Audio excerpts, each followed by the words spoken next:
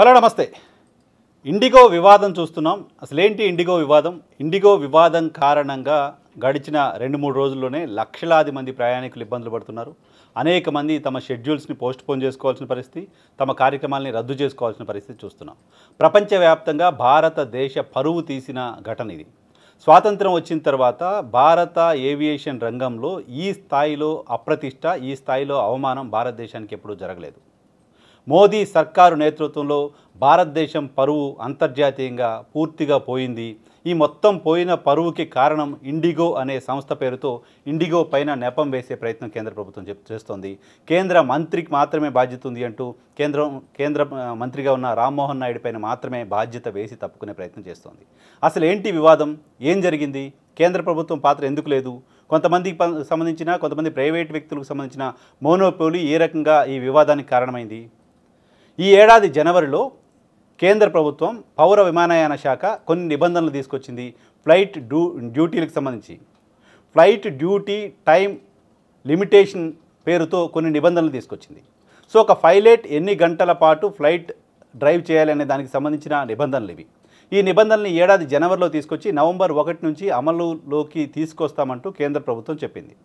కేంద్ర ప్రభుత్వం చెప్పిన నేపథ్యంలో ఏవియేషన్ కంపెనీసు ఆ నిబంధనల ప్రకారం తమకి పైలట్లు అందుబాటులో ఉన్నారా లేదా, తాము ఇంకెంతమంది కొత్తగా పైలట్ని హైర్ చేసుకోవాల్సిన అవసరం ఉంటుంది అనే దానిపైన నిర్ణయం తీసుకోవాల్సి ఉంది. నవంబర్ 1 నుంచి ఇది అమల్లోకి వస్తుంది. నవంబర్ 1 నుంచి అమల్లోకి వస్తుందని ఏడాది జనవరినే తెలుసు. అయినప్పటికీ ఇండిగో కంపెనీ ఆ స్థాయిలో పైలట్లని సమకూర్చుకోలేదు.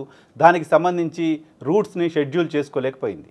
నిజానికి నవంబర్ 1 నుంచి నవంబర్ 3 వరకు ఇండిగో ఫ్లైట్స్లో ఎలాంటి ఇబ్బంది రాలేదు. ఆ తర్వాత ఒక్కసారిగా సమస్య వచ్చింది. ఈ సమస్య రావడం వెనక ఉద్దేశం ఇండిగో సంస్థ కేంద్ర ప్రభుత్వాన్ని బ్లాక్మెయిల్ చేయడం కోసమే సమస్యను కృత్రిమంగా సృష్టించింది అనేది ఒక వెర్షన్.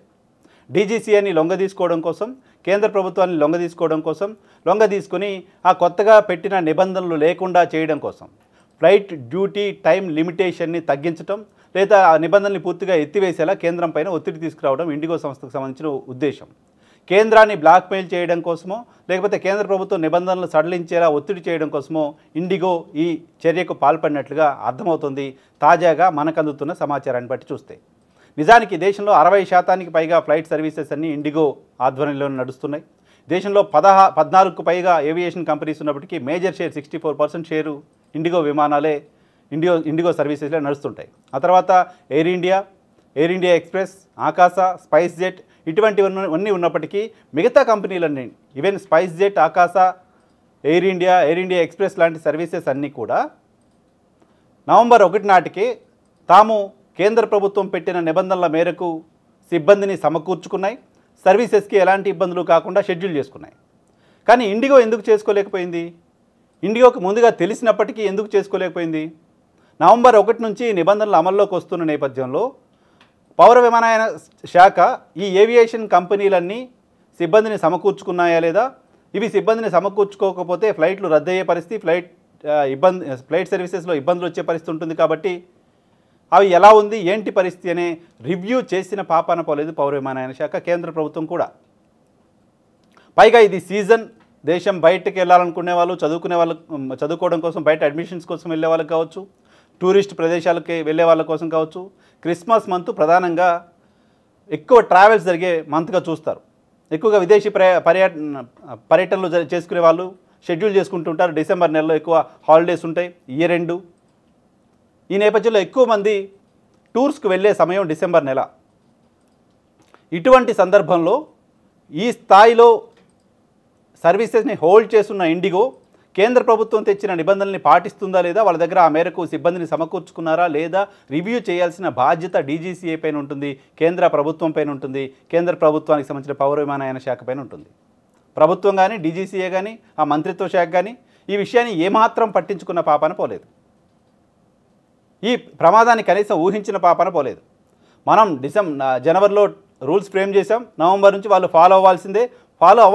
ఫాలో అవ్వకపోతే ఏంటి, అవుతున్నారా లేదా మానిటర్ చేద్దాం. ఈ ప్రయత్నం కేంద్ర ప్రభుత్వం చేయలేదు. ఇది ప్రభుత్వానికి సంబంధించిన ఫెయిల్యూర్ ఎందుకు కాదు?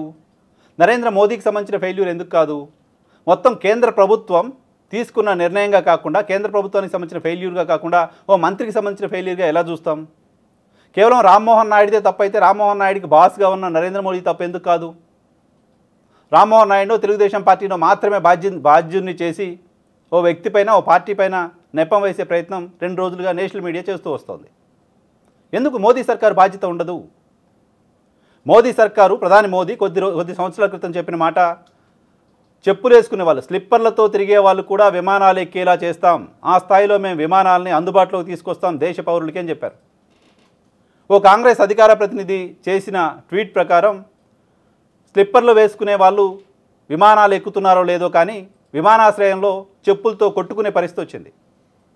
ఇండిగో సిబ్బందిపైకి చెప్పులు విసురుకొని, ఇండిగో సిబ్బంది ప్రయాణికులపైకి చెప్పులు విసురుకొని భారత ఎయిర్పోర్ట్లో చెప్పులతో యుద్ధాలు చేసుకునే పరిస్థితి వచ్చింది. భారతదేశానికి అవమానం ఇది, భారతదేశానికి అప్రతిష్ట ఇది కేవలం దేశంలోనో ఒక ఎయిర్పోర్ట్లోనో ఒక ఫ్లైట్ సర్వీసెస్ దగ్గర జరిగిన వ్యవహారం కాదు. గడిచిన 4 రోజులుగా దేశవ్యాప్తంగా భారతదేశం పరువు తీస్తున్నారు. అనేక మంది ఇంటర్నేషనల్ ట్రావెల్ చేస్తున్న వాళ్ళను, రకరకాల దేశాలకు సంబంధించిన వాళ్ళు, ఇండిగో ఫ్లైట్స్లో ట్రావెల్ చేయాల్సిన వాళ్ళు ఆ ఫ్లైట్స్ రద్దు అవ్వడం మూలన, ఆ ఫ్లైట్స్ క్యాన్సిల్ అవ్వడం మూలన, ఆ ఫ్లైట్స్ ఎప్పుడు వస్తాయో తెలియక గంటల తరబడి ఎయిర్పోర్ట్లో పరిగాపులు పడుతూ ఇబ్బందులు పడుతూ ఉన్నారు.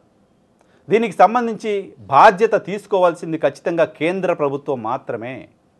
క్రెడిట్కి మాత్రమే మేము బాధ్యత తీసుకుంటాం, ఏమైనా నష్టం జరిగితే మా బాధ్యత లేదు అని మోదీ సర్కారు అనుకుంటే లాభం లేదు. ప్రజల ముందు మోదీ సర్కారు పరువు పోయింది, ప్రపంచం ముందు భారతదేశం పరువు పోయింది. వీటన్నిటికీ కారణం ముందు చూపు లేకపోవడం, జాగ్రత్త లేకపోవడం, పరిపాలన మీద కంటే మిగతా విషయాలపై దృష్టి పెట్టడం. 6 లక్షల మందికి పైగా ప్రయాణికులు 2 రోజుల్లో ఇబ్బందులు పడుతున్నారంటే ఈ క్షణానికి కూడా ఈ సమస్యని పరిష్కారం చేసేసాం, మళ్ళీ సమస్య రాదు అనే ఒక మాట కేంద్ర ప్రభుత్వం చెప్పలేకపోతోంది. ప్రయాణికులకు ఇబ్బందులే ఉండవు అనే ఒక మాట ఇండిగో చెప్పలేకపోతోంది. ఆల్టర్నేటివ్స్ ఏంటో ఇప్పటివరకు ఆలోచించిన పరిస్థితి లేదు. ఈ నిబంధనలు ఫిబ్రవరి నుంచి అమలు చేస్తాం, ప్రస్తుతానికి మీకు రిలాక్సేషన్ ఇస్తున్నామంటే కేంద్ర ప్రభుత్వం చెప్పింది. ఫిబ్రవరి దాకైనా మేము ఇబ్బందులు లేకుండా ఫ్లైట్స్ నడుపుతాం అనే మాట ఈ క్షణానికి ఇండిగో చెప్పలేకపోతోంది. ఈ సమస్య 2 రోజుల్లోనో 3 రోజుల్లోనో పరిష్కారం అవుతుందనే ధీమా ఈ రోజుకి లేదు. ఇప్పటికే ముందస్తుగా ఫ్లైట్లు బుక్ చేసుకున్న అనేక వందల మంది, వేల మంది విద్యార్థులు, ఇతర దేశాలకు ట్రావెల్ చేయాలనుకుంటున్న వాళ్ళు, రకరకాల హెల్త్ రీజన్స్ తోటో, ఎడ్యుకేషన్ రీజన్స్ తోటో, రకరకాల రీజన్స్తో ట్రావెల్ చేయాలనుకుంటున్న వాళ్ళంతా ఆందోళనతో ఉన్నారు. ఒక్క భరోసా స్టేట్మెంట్ ప్రభుత్వం వైపు నుంచి ఈ క్షణానికి లేదు. సో కేంద్ర ప్రభుత్వ బాధ్యతారాహిత్యం, కేంద్ర ప్రభుత్వ చేతగానితనం, విమానయాన రంగంలో ప్రైవేటు వ్యక్తులను ఎక్కువగా ప్రోత్సహిస్తూ రావడం, ఒక్కరు మాత్రమే మొత్తం వ్యవస్థని శాసించే పరిస్థితిలో ఉండడం, ఇండిగో సంస్థ CEO తీసుకున్న ఒక్క నిర్ణయం కారణంగా ప్రపంచవ్యాప్తంగా ట్రావెల్ చేయాలనుకుంటున్న భారతీయులు, ప్రపంచవ్యాప్తంగా ఇండియాకు వచ్చిన అనేక మంది, భారతదేశంలోని ట్రావెల్ చేస్తున్న వాళ్ళంతా కూడా ఇబ్బంది పడుతున్నారు ఒక్క ఇండిగో CEO తీసుకున్న నిర్ణయం కారణంగా. భారత్ లాంటి ఒక అతిపెద్ద దేశంలో ఇంతమంది ప్రయాణికులకు సంబంధించిన అసౌకర్యానికి, ఇంతమంది ప్రయాణికులకు సంబంధించిన ఇబ్బందులకు కారణం ఒకే ఒక్క సంస్థ CEO తీసుకున్న నిర్ణయం. ఇంత పెద్ద ప్రభుత్వం, యంత్రాంగం, వీళ్ళెవరూ దీన్ని పరిష్కారం చేయలేకపోతున్నారు రోజులు గడిచినప్పటికీ కూడా. సో మోనోపోలీ మంచిది కాదు అనడానికి ఇది ఒక నిదర్శనం. కనీసం 6 డజన్ సంస్థలు యాక్టివ్గా పనిచేసే పరిస్థితి ఉంటే, కనీసం ఒక 6 డజన్ సంస్థల్ని బ్రతకరిచ్చే పరిస్థితి కేంద్ర ప్రభుత్వం చేస్తుంటే ఈ పరిస్థితి వచ్చేది కాదు. ఇంకా అనేక ఎయిర్లైన్ సంస్థలను చంపేస్తూ వచ్చారు, ఎయిర్ ఇండియాని కూడా చంపేస్తూ వచ్చారు. ఇండిగోకు మాత్రమే మోనోపోలీ కేంద్ర ప్రభుత్వమే ఇచ్చింది ఇలాంటి ఒక ఇంప్రెషన్ ఇప్పటికే దేశవ్యాప్తంగా ఉంది. ఇది దేశ ప్రజలకు మంచిది కాదు. నాట్ ఓన్లీ ఏవియేషన్ రంగం, ఎక్కడైనా మోనోపోలీ మంచిది కాదు. ప్రైవేట్ వ్యక్తుల చేతుల్లో మొత్తం వ్యవస్థలను పెట్టడం వల్ల దేశ ప్రజలకు ఎదురయ్యే ఇబ్బందులు ఏంటో ఇండిగో విషయంలో చూసాం. కాబట్టి ప్రభుత్వం చేసిన తప్పు తెలుసుకొని క్షమాపణలు చెప్పి చెంపలేసుకొని ఈ సమస్యకు తక్షణం పరిష్కారం వెతికే పనిలో ఉండటం అవసరం.